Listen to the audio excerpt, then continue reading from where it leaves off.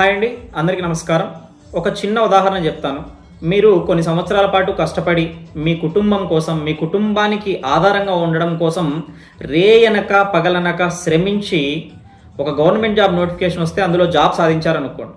ఆ తర్వాత కొన్ని రోజులకు జగన్మోహన్ రెడ్డి లాంటి వాళ్ళు వచ్చేసి ఒక ప్రచారం పుట్టిస్తే వీళ్ళంతా డబ్బులు పెట్టి కొనుక్కున్న వాళ్ళు అనే ప్రచారం పుట్టిస్తే చుట్టుపక్కల ఉన్న వాళ్ళందరూ మీరు వచ్చేసి మీరు డబ్బులు పెట్టి కొనుక్కున్నారంట కదా అనేసి అంటే మీకు ఎంత బాధ ఉంటుంది? రేయింబవళ్ళు కష్టపడ్డ మీకు ఎంత బాధ ఉంటుంది? అదే పరిస్థితి ఈరోజు 16,000 మంది టీచర్లు అనుభవిస్తూ ఉన్నారు.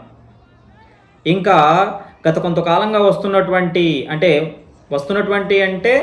ఎక్కడి నుంచో రావట్లేదు, వైఎస్ఆర్సీపీ నుంచే వస్తుంది. ఆ పార్టీ నాయకుల నుంచి కావచ్చు, జగన్మోహన్ రెడ్డి దగ్గర నుంచి కావచ్చు, వస్తున్న ప్రతి మాట కూడా డిఎస్సిలో అవకతవకలు జరిగాయనేసి హైకోర్టు వరకు కూడా వెళ్ళారు. అక్కడ చిన్న ఆధారం అన్నా చూపించండి అంటే అక్కడికి వెళ్ళి సిబిఐ ఎంక్వైరీ వేయమని అడిగారు.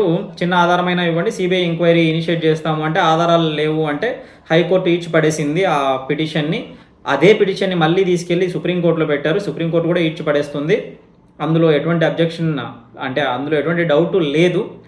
సో అయితే ఇక్కడ వీళ్ళ యొక్క మానసిక పరిస్థితి ఎలా ఉంటుంది చూడండి. రెయిన్బోలో కష్టపడి ఒక టీచర్ జాబ్ అంటే దాదాపు 3 లక్షల పైచిలకు అప్లై చేశారు 16,000 జాబ్స్కి.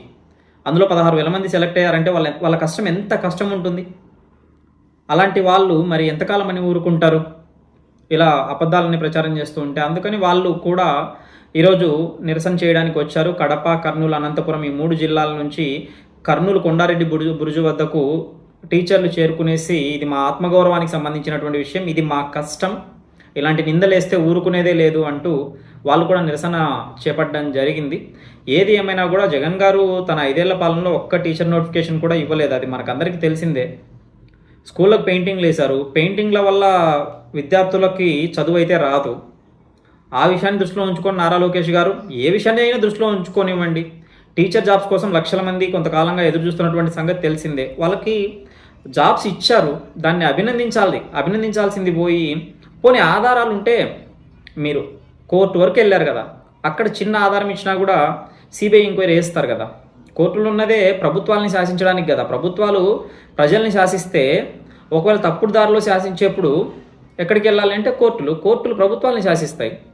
మరి అలాంటి కోర్టుకు వెళ్ళి కూడా మీరు ఆధారాలు సమర్పించలేక వెనక్కి వచ్చారు అంటే మీరు చేస్తున్నది ఒక తప్పుడు ప్రచారం. ఇది అసలు ఏ మాత్రం కూడా రాష్ట్రానికి కానీ కష్టపడి పైకొద్దామనుకున్న ఏ వ్యక్తికి కూడా ఇలాంటి ఒక వాతావరణం శ్రేయస్కరం కాదు. జగన్ గారు ఇలాంటి రాజకీయాలు, దీని రాజకీయం అనడం కంటే ఏదో నీచమైన పని అనడం మేలు. ఇలాంటి నీచమైన పనులు మానుకుంటే మంచిదే అనేది నా యొక్క అభిప్రాయం. మరిన్ని అప్డేట్స్ కోసం ఈ వీడియోకి లైక్ చేసి మన ఛానల్కి సబ్స్క్రైబ్ చేసుకోండి. Thanks for watching.